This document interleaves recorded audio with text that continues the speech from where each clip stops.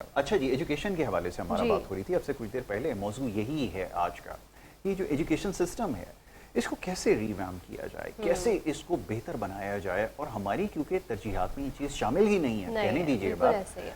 तो ये बड़ा सीरियस कंसर्न बन गया है कि ये बच्चे जिनके बारे में आपसे कुछ देर पहले हमारा आपने तस्करा किया कि जो 2.5 करोड़ से ज़्यादा की तादाद हो चुकी है, स्कूल से बाहर आबादी है। का इतना बड़ा हिस्सा जब स्कूलों से बाहर होगा, जिनकी उम्रें अभी 10 साल से कम हैं, और आने वाले वक्त में आइंदा 10 सालों में जब वो 10 साल और 20 साल के वो हो जाएंगे, 20 साल के इम्पैक्ट हो जाएंगे, तो उसके बाद अगर उनके पास एजुकेशन ना हुई तो उन्होंने सिस्टम में कैसे कंट्रीब्यूट और एजुकेशन के साथ साथ क्या स्किल्स उनमें हम बिल्ड करते हैं, Exactly. वो भी बहुत मैटर करता है। इसी हवाले से आज हम बात करेंगे। मेहमान हमारे साथ स्टूडियो में मौजूद हैं अख्तर आरई साहब, central vice president all Pakistan private school federation.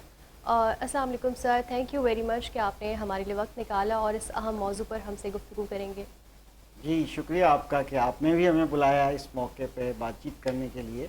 Sir, जिस तरह हम अभी बात कर रहे थे कि हमारे मुल्क के 2.5 करोड़ के बच्चे तकरीबन स्कूलों से बाहर हैं, और जो स्कूल में पढ़ भी रहे हैं उनका मेयार आई थिंक स्कूलों का इस तरह नहीं है, वहाँ जो तालीम दी जा रही है उसका स्टैंडर्ड वो नहीं है जिसकी हमें ज़रूरत है। और साथ ही साथ स्किल बिल्डिंग की भी हमें ज़रूरत है, क्योंकि स्किल्स नहीं होंगे तो फिर आगे जाके वो अपनी लाइफ में करियर परस्यू कैसे करेंगे। तो व्हाट डू यू थिंक, क्या कहेंगे इस पर आप? बिल्कुल ऐसा ही है, आपने एक तरफ निशानदेही की आउट ऑफ स्कूल बच्चों की। ये वो बच्चे हैं जो अलिफ बे नहीं लिख सकते, ABC नहीं लिख सकते। ये वो बच्चे हैं जो हमारा ख्वानदगी का तरीक़ेकार है, जो सिग्नेचर कर लेता है वो ख्वानदा है, ठीक है। जो थोड़ी बहुत आधी अलिफ बे लिख ले तो वो भी ख्वानदा है शायद। बात यह है कि हमें स्किल्स देने हैं। सिर्फ लिखना तो अब सॉफ्टवेयर्स लिख रहे हैं। अब देखें जेनजी का दौर है, अब देखें अल्फा जनरेशन क्लास 8 तक पहुंच चुकी है। जनरेशन जी जब आई तो उसी वक्त ये था कि जनाब दुनिया तो आईटी की तरफ जाएगी, और गई। वो क्योंकि आईटी स्मार्ट थे, आईटी स्मार्ट हैं, और वो क्विकली नई नई चीज़ें इनोवेशन सीख रहे हैं। बट अभी लम्हा फिक्रिया हमें जो है वो अल्फा जनरेशन का है। अल्फा जनरेशन रोबोटिक जनरेशन जो अभी 7-8 क्लास तक पहुंच चुकी है। अब आईटी का दौर है, स्किल्स का दौर है। अब देखें ना, ये ठीक है, ये 2 करोड़ 62 लाख हैं या 80 लाख हैं या 2.5 हैं, ठीक है, मगर इन्हें भी हमें स्किल देना है, बिल्कुल अपनी रोजी रोटी तो कमा सकें। 2030 के बाद 70% प्रोफेशंस चेंज हो रहे हैं, ख़त्म हो रहे हैं, जॉब्स ख़त्म हो रही हैं। आपने देखा इस वक्त भी कितनी जॉब्स चेंज हो रही हैं, नई नई प्रोफेशंस इंट्रोड्यूस हो रहे हैं। जब ये मार्केट में जाएंगे बच्चे 10 साल बाद या 15 साल बाद, 2035 में ये किसी यूनिवर्सिटी में कदम रखेंगे या फिर प्रोफेशनल लाइफ में कदम रखेंगे, आप अंदाज़ा कीजिए कि आज दाल रोटी कमाना कितना मुश्किल है, बटर एंड ब्रेड कमाना कितना मुश्किल है। वो parents, white collar families poverty line से नीचे आ रही हैं। अब हमारी ये गुजारिश है कि बच्चों को प्लीज़ फ्यूचर रेडी स्किल्स दीजिए, खुदारा फ्यूचर रेडी स्किल दीजिए। अगर गवर्नमेंट नहीं कर पाती, कम से कम आप तो सोचते हैं parents are best planner for their children, ठीक है ना। पी फॉर पेरेंट्स है, हम लोग तो टीचर हैं तो हम तो बात इसी अंदाज से करेंगे कि पी फॉर पेरेंट्स है, तो पेरेंट अच्छे प्लानर होते हैं अकॉर्डिंग टू देयर थिंकिंग। बिल्कुल ठीक है। गरीब का माँ बाप पेरेंट है, वो अपने अंदाज में सोचता है, बिल्कुल ऐसे, और अमीर का अपने अंदाज से सोचता है, बिल्कुल ऐसे। तो आप ही प्लानिंग करते हैं अपने बच्चों की, आप इसको प्लानिंग में डालिए। चाहे बच्चा पॉवर्टी लाइन से नीचे है, चाहे आउट ऑफ स्कूल है, चाहे वाइट कॉलर फैमिली है, चाहे जैसे भी। अब फ्यूचर रेडी स्किल्स के लिए all Pakistan private school federation ने एक स्किल्स फॉर फ्यूचर का एक पूरा कैरिकुलम डिज़ाइन किया है, जो कि आराम से घर बैठे लोग अपने बच्चों को सिखा सकते हैं एक्टिविटीज के जरिए। ठीक है।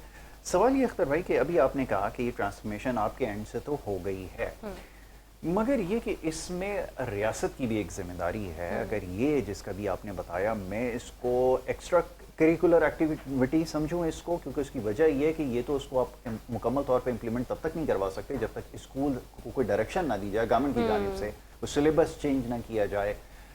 वो कब होगा, क्योंकि वो तो हमारी कंसिडरेशन में नहीं है, और हमारी जो पॉलिसीज़ हैं जिनको हम टो कर रहे हैं एक बड़े तवील अरसे से, वो तो अभी तक वही है जिसके अंदर सप्लीमेंट भरने की कोशिश की जा रही है, जिसके अंदर अभी तक ग्रेडिंग का सिस्टम चल रहा है, जिसके अंदर अभी तक वही दकियानूसी, माफ़ कीजिए ना चाहते हुए लफ्ज़ इस्तेमाल करना पड़ता है, कि इस्तेमाल कर रहे हैं। तो ट्रांसफॉर्मेशन होगी कैसे, और पूरा थॉरली हमें इसको चेंज करने की ज़रूरत है। ये कैसे होगी ट्रांसफॉर्मेशन, और ये कितना टाइम टेकिंग प्रोसेस है। यहाँ तो बेसिक एजुकेशन और कॉन्स्टिट्यूशनल जो एक हमारी बाइंडिंग है, हम तो उसको ही फुलफिल नहीं कर पा रहा है। ये कैसे एग्जीक्यूट एग्जैक्टली देखिए आर्टिकल 25 से गवर्नमेंट स्टेट रिस्पॉन्सिबिलिटी 5 साल से लेके अभी तो बाज़ एरियाज में तो 3 साल से है, चलो 5 से 16।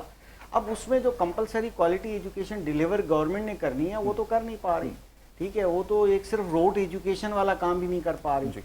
अब स्टेट की जिम्मेदारी तो है ही है, ये तो कोई इसमें दूसरी राय नहीं है, मगर रिबन काट के एक प्रोजेक्ट कर देना या एक्स्ट्रा कैरिकुलम को कैरिकुलम का हिस्सा बना देना, जैसे कि आपने 2 साल पहले देखा होगा, सिंध गवर्नमेंट का शुक्रिया, कम से कम डायरेक्टरेट ने ये तो कहा प्राइवेट स्कूलों को कि जनाब स्टैम्प एजुकेशन इंट्रोड्यूस कीजिए। कुछ एग्जीबिशंस हुए, चेयरमैन कराची बोर्ड ने भी exhibition stamp education steam education पे किया, तो अच्छी बात है, ये हैंड्स ऑन लर्निंग चीज़ें हैं, ठीक है, तो अच्छी बात है। बट रिबन काटने से या एक आधी एक्टिविटी कराने से और उसको प्रेस करने से काम नहीं बनता। काम बनता है कि आपको रिजल्ट ओरिएंटेड चीज़ें करनी होंगी। जब अगर वो नहीं करेंगे, आप प्राइवेट सेक्टर को आप पार्टनर तो बना रहे हैं, जैसे कि आपने, क्योंकि हमारा जो मीडिया है, हमारी रीच है वो पूरे पाकिस्तान में है, बल्कि पाकिस्तान से बाहर भी है।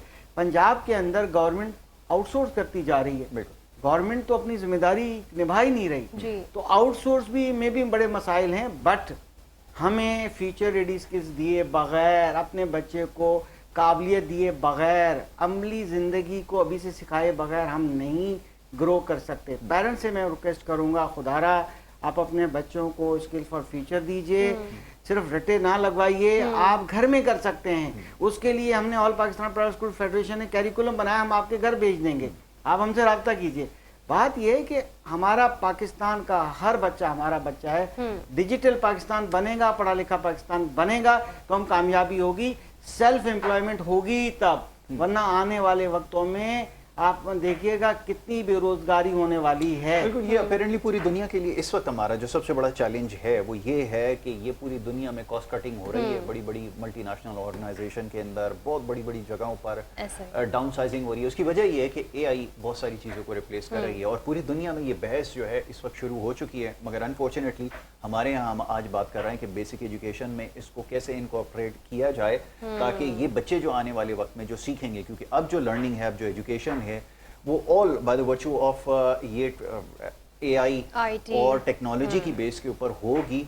बट ये वाला जो हमारा जो कन्वेंशनल सिस्टम है, जिसको हम बहुत अरसे से कैरी कर रहे हैं, अगर ये चलता रहा तो फिर हम बहुत जल्दी सिस्टम से बाहर हो जाएंगे। और इनफैक्ट हमारे कोर्सेज की अगर हम यासर बात करें तो वो कोर्सेज हम क्या पढ़ा रहे हैं अपने बच्चों को, क्या हमने इंक्लूड किया है आईटी, क्या हमने इंक्लूड किया है अब तक एआई। और मैं सिर्फ इसकी बात नहीं करी कि छोटे बच्चों के कोर्सेज, बड़े आई थिंक मैं यूनिवर्सिटी ग्रेजुएट्स की भी बात कर रही हूँ, वहाँ पर भी कोई इतने हम कोर्सेज नहीं इंट्रोड्यूस कराए अनफॉर्चुनेटली। तो किस तरह से हम कोप अप करेंगे इस स्टैंडर्ड के साथ? बिल्कुल, आपने ज़बरदस्त निशानदेही की। एक आगाज से ग्रेड 1 क्लास 1 से लेकर यूनिवर्सिटी तक, यानी कि अगर हम छोटे बच्चों की बात करें, पहले तो हमने तरबियत को अलग कर दिया। तालीम और तरबियत पाकिस्तान में कहा जाता है, वैसे ही दुनिया में तरबियत और तालीम होती है। तरबियत पैदा होने के बाद जिस एनवायरनमेंट में बच्चा आंख खोलता है, वहीं तरबियत गाह, पहली तरबियत गाह वो होती है। बिल्कुल ऐसे। दूसरे उसके बाद उसके कंपलसरी है, जब वो बच्चा एक सेकेंडरी लेवल पे ऊपर जाता है तो हमारा कैरिकुलम, इवन हमारी मैथ मैट्रिक की देख लें, इंटर की देख लें ना, वो इंजीनियरिंग से मैच खाती है, वो जो पता नहीं क्या कुछ। फिर हमारी यूनिवर्सिटीज़ की डिग्री इंडस्ट्रीज़ के साथ यानी कि मैच नहीं करती। इंडस्ट्रीज़ में कुछ और प्रैक्टिकली और थ्योरी में कुछ और। Exactly. अब हमारी पीएचडी लोग करके बैठे हुए, बिलीव मी, आप देखें ना, चाइना में चले जाएं कि चाइना एक ऐसी पीएचडी इंट्रोड्यूस कर चुका है, उसमें इन्वेंशन करनी पड़ती है और इंडस्ट्री के साथ मिलके वहाँ 2 सुपरवाइजर होते हैं, एक पीएचडी के स्टूडेंट के, एक इंडस्ट्री से होता है और एक जो है यूनिवर्सिटी से होता है। 2 सुपरवाइजर, यानी वो जो इन्वेंशन हो रही है क्या वो अमली तौर पर होगी भी नहीं होगी। यहाँ तो हम अल्लामा इकबाल पे पीएचडी करके बैठे हुए हैं, तो हम किसी और चीज़ पे। बात यह है कि हमारी तालीम यानी कि किसी काम की नहीं है। मैं आता हूँ, थोड़ा सा 1-2 जुमले मुझे बोलने दीजिएगा। मैं उन वालदैन से जो स्पेशली अल्फ़ा के वालदैन हैं या बीटा के वालदैन हैं, जो भी बच्चे गोद में लेके बैठे हुए हैं, आप देखें, तरबियत और तालीम बहुत इंपॉर्टेंट है। प्लीज़ तरबियत को थोड़ा पहले कीजिए। एक गमले के अंदर आप जरखेज मिट्टी डालेंगे, पहले उस मिट्टी को जरखेज बनाइए, फिर उसमें बीज या कलम लगाइए, वो देखिएगा फ्रूटफुल होगी। बिल्कुल ठीक। आप बेमकसद तालीम जिसका कोई फायदा नहीं होने वाला, ऐसे कई रोज बेरोजगार, कई लोग बेरोजगार हैं, मैट्रिक इंटर करके बेचारे राइडर बने फिरते हैं, बिल्कुल डिलीवरी ऐसे। बॉय बने फिरते हैं, बात कुछ स्किल नहीं है, फिर भी आप स्किल ही सीखना है। तो लिहाजा उस गमले में जो मिट्टी डाली है जिसमें आपने बच्चा बोना है, यानी कि उसमें प्लांट करना है, बिल्कुल। आप खुदारा उसको फ्रूटफुल करने के लिए आगाज से इस ready skills, future ready skills की कोशिश कीजिए। हमारे से आप कैरिकुलम लें, हम आपको फ्री कैरिकुलम देने वाले हैं। आप घर में एक्टिविटीज कराइए, बच्चा देखिए हैंड्स ऑन लर्निंग होगा, वो क्रिएटिव होगा। हमें बच्चे की critical thinking, decision making develop करनी है। 5 उंगलियां हैं, हम 5 उंगलियों से मैं बताऊंगा। अगर बच्चा क्रिटिकल थिंकिंग ही पैदा नहीं होता बिल्कुल। और डिसीजन मेकिंग ही नहीं कर पाएगा, जी। फैसला साजी कैसे होगी, कम्युनिकेशन स्किल्स नहीं है हमारे पास, ऐसे इस ही। तरह की बहुत सी बातें हैं Exactly. जो कि अभी नहीं बताई जा सकती। इस सोशल अपने अवेयरनेस के बच्चे ऊपर भी को- काम करना था और बहुत सारी चीज़ों पे काम करना था। यू वेरी राइट कि हमारे पास जो एजुकेशन का सिस्टम है, प्लस ये कि आपने जैसे बताया कि अब तो सिस्टम बिल्कुल चेंज हो गया है। और कोविड के बाद से तो अब सूरत हाल बिल्कुल मुख्तलिफ है ना। अब तो आप घर बैठे भी एजुकेशन ले सकते हैं, लेकिन उसमें सबसे ज़्यादा ज़रूरी है कि जो ये पार्ट ये जो अपना जेंजी जिसको कहते हैं, अक्सर वो दोहराते हैं, इनके केस में जो सबसे ज़्यादा वर्स्ट चीज़ रही है वो ये कि ये जितना अरसा आइसोलेशन में रहे, ये घरों के अंदर जब तक रहे, वो कोई लर्निंग नहीं हुई है, जिसकी वजह से ये हमें इस वक्त जो है ये सामना है कि इस जनरेशन को बहुत ज़्यादा इस वक्त क्रिटिसाइज़ किया जाता है। इन बच्चों का कसूर नहीं है, प्रॉब्लम सिर्फ ये था कि इनको इसलिए आज इतनी ज़्यादा हैफ्टी क्रिटिसिज्म का सामना होता है क्योंकि आइसोलेशन में जब थे तो उस वक्त किसी ने कुछ नहीं किया, पेरेंट्स ने भी कुछ नहीं किया, गुजारा करने के लिए कुछ था ही नहीं। अगर इसको टेकअप करते तो मेरे ख्याल में आज ये प्रोडक्टिव होते, ये आज इस तरह नहीं होते कि कहीं पे इनको बैठा दें तो ये बैठे ही रहते हैं, कहीं अगर आप इनको खड़ा कर दें सारा दिन खड़े रहेंगे, कोई IQ नहीं है, कुछ नहीं है। वेरी सॉरी, पूरी दुनिया में जो जनरेशन है जेनजी जिसको कहा जाता है, दे यूजलेस टेक्निकली, तो इसके बारे में अब हमें सीरियसली सोचना पड़ेगा। देखिए, पार्शियली मैं आपकी यूजलेस वाले वर्ड से इत्तेफाक करूंगा। प्लीज। बात यह है कि ये भी बात दुरुस्त है कि उनकी सोशलाइजेशन कम की गई, उनकी अमली तौर पे जो है वो एक्टिविटीज कम की गई, खास तौर पे 3 साल जो रहे, जो होश संभालने वाले 3 साल थे जेनजी के लिए, स्पेशली जो एडोलेंस एज में जब पहुंचे, तो फिर सोशलाइजेशन हुई तो स्क्रीन के जरिए हुई, सोशल मीडिया पे ज़्यादा उनका एक्सेस हो गया, स्पोर्ट्स और गेम जो फिजिकली बाहर होनी चाहिए थी वो भी अंदर हुई, तो ग्रो नहीं हुआ, माइंड ग्रो नहीं हुआ। उस लिहाज से वाकई ही आप दुरुस्त कह रहे हैं, मगर देखा जाए तो वो बहुत शार्प हैं, बहुत ज़हीन हैं, मगर उनको सिर्फ मौका चाहिए। मौका किसने देना है? हमने देना है। अगर हम कोशिश करेंगे तो जनरेशन ही बहुत फास्ट सोचती है। असल बात है पेरेंट्स का और जनरेशन का जो जनरेशन गैप है वो सबसे बड़ा इशू है। उसको हम कैसे ओवरकम करेंगे, किन आइडियाज पे काम करें। अब तो मुझे तो फिक्र खास तौर पे अल्फा जनरेशन की हो गई है। जनरेशन जी तो माशाल्लाह आप समझ लो कि अपने पैरों पे खड़ी होना चाहती है और होती जा रही है, हो जाएगी इंशाल्लाह, घबराने की बात नहीं है। सिर्फ उनको पॉजिटिव इन्वायरमेंट देना है, बस पॉजिटिव इन्वायरमेंट दिया तो वो देखिएगा ऐसे ग्रो करेंगे। बट ये वेरी राइट, ये कि क्रिटिसिज्म अपनी जगह है, आपने बिल्कुल ठीक कहा कि थोड़ी सी क्रिटिसिज्म इसलिए भी ज़्यादा है क्योंकि ये बहुत सारी और पीछे जो XYZ जनरेशन, जी से पहले इनफैक्ट जनरेशन X और उससे भी पहले, ये सारे आहिस्ता आहिस्ता वक्त और हालात को देखकर इन्होंने अपने आप को मोल्ड किया है। जिस जनरेशन से हम भी बिलोंग कर रहे थे, शायद इतनी अपॉर्चुनिटीज़ तो आज नहीं है, जितनी आज हैं उस वक्त उतनी तो नहीं थी अपॉर्चुनिटीज़, लेकिन ये खुद इंसान के अंदर ये चीज़ डेवलप होती है, उसके अंदर एक लर्निंग की सीख होती है, ये सारी चीज़ें होती हैं, वो शायद ये परस्यू नहीं कर रहा है। अब जब उनसे बात करते हैं, कम्युनिकेट करते हैं, तो पता चलता है कि एक बहुत बड़ा गैप आ चुका है। और प्लस ये कि IQ जो है वो अब बिल्ड करने में हमें जो सबसे ज़्यादा हेल्प आउट किया इन्हें, मुझे, आपको, वो हमारे पेरेंट्स ने किया था। आई स्टिल रिमेंबर कि वो हर चीज़ पे बताते थे कि ये चीज़ ऐसे रखी जाती है, इसके साथ ऐसे बात करनी है। वो मेरे ख्याल में एलिमेंट मिसिंग है, जिसकी वजह से मैं थोड़ा सा ज़्यादा क्रिटिसाइज़ कर रहा हूँ। लेकिन इसमें सबसे ज़्यादा क्रिटिसिज्म जो है जिनको जाता है डायरेक्टली, वो पेरेंट्स को जाता है। What do you think, parents responsible हैं? बिल्कुल पेरेंट्स ही रिस्पॉन्सिबल हैं। अगर हम आगाज से करें, देखें हकूकुल आबाद में भी देखिए कि जब अल्लाह ताला एक उम्मीद की किरण देता है कि 9 महीने बाद बच्चा होगा, उस वक्त रिस्पॉन्सिबिलिटी शुरू हो जाती है। Exactly. हकूकुल आबाद का आगाज यहीं पर है। और जब वो बच्चा दुनिया में आता है तो उसके माँ बाप के हकूक हैं कि उस बच्चे को फीड करें, उसको ब्रॉडअप करें, ऊपर लेकर आएँ, और फिर एक वक्त आएगा कि वो बच्चा आपके कदम चूमेगा, तब जाके उस पर फर्ज होगा कि माँ के कदमों तले जन्नत है, क्योंकि माँ ने एक एक दिन बड़ा मुश्किल गुजारा होता है।